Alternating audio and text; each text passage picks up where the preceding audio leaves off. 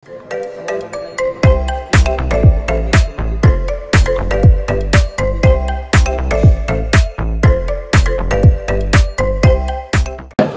datang di Close the Book bersama aku Wahyu Praditya Tama dan ini adalah bintang tamu kita.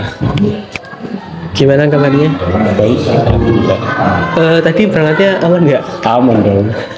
Oke, bicara soal properti nih, apa sih pengertian properti itu sendiri? Oke. Jadi properti merupakan kekayaan intelektual atau intellectual property. Kekayaan intelektual adalah hasil karya di bidang ilmu pengetahuan, seni, atau sastra.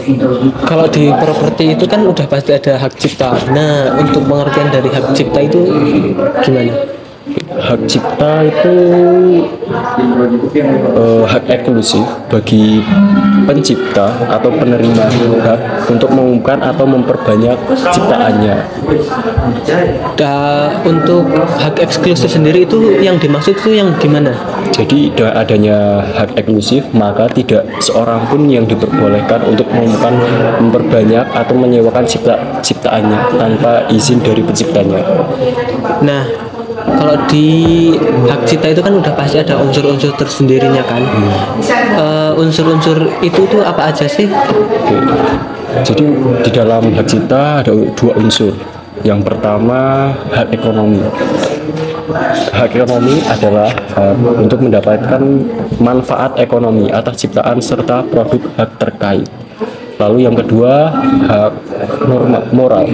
Hak moral adalah hak yang melekat pada diri pencipta atau pelaku yang tidak dapat dihilangkan atau dihapus tanpa alasan apapun. Nah, selain dari properti hak cipta, pasti ada dong pelanggarannya. Bentuk-bentuk pelanggaran hak itu ada apa aja sih? Bentuk-bentuk pelanggaran hak, misalnya ya, yang pertama itu pencurian, kerusakan atau penghancuran barang, dan memasuki atau melintasi wilayah orang tanpa izin. Nah, untuk dampak dari pelanggaran hak itu diatur sama undang-undang enggak sih? Iya dong, itu terdapat di pasal 362 KUHP, pasal 406 KUHP, lalu pasal 167 KUHP. Kalau untuk pasal 167 KUHP itu bunyinya itu gimana?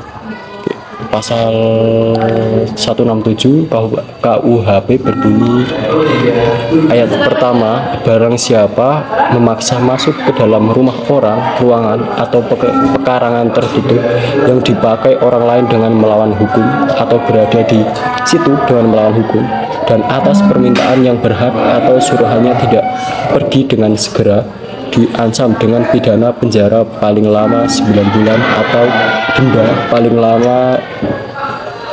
banyak Rp4.500. Lalu yang kedua, barang siapa masuk dengan merusak atau memanjat dengan menggunakan anak kunci palsu, perintah palsu atau pakaian jabatan palsu atau barang siapa tidak tahu yang berhak lebih dulu bukan karena kehilafan masuk dan kedapatan di situ pada waktu malam dianggap memaksa masuk. Lalu yang ketiga, jika mengeluarkan ancaman atau menggunakan sarana yang dapat menakutkan orang, diancam dengan pidana penjara paling lama 1 tahun 4 bulan.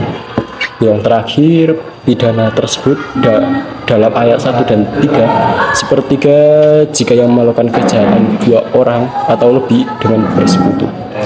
Nah, kita kembali lagi ke pelanggaran hak ini. Pencuriannya itu dalam berupa apa ya kalau pencurian dalam pelanggaran hak ini?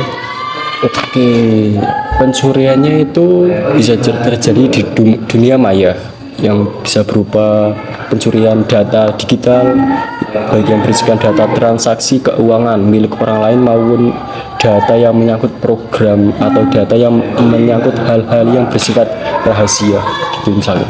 Kalau perusakan atau penghancuran barang sendiri itu yang dimaksud itu seperti apa? Perusakan atau penghancuran barang itu misalnya merusak dan menghancurkan suatu data, website ataupun homepage. Hal ini termasuk perbuatan merusak barang-barang milik publik gitu.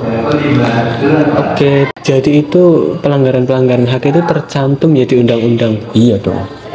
Dan aku juga baru tahu kalau pencuriannya itu bisa berubah di dunia maya yang seperti di data digital, baik yang berisikan data transaksi keuangan milik orang lain maupun data yang menyangkut program atau data yang menyangkut hal-hal yang bersifat rahasia. Aku jadi tahu tentang apa sih itu properti dan sebagai macam rupa. Makasih banyak Mas Nur udah datang ke acara Close the Book ini. Sama-sama. Aku Wahyu Parditama izin undur diri.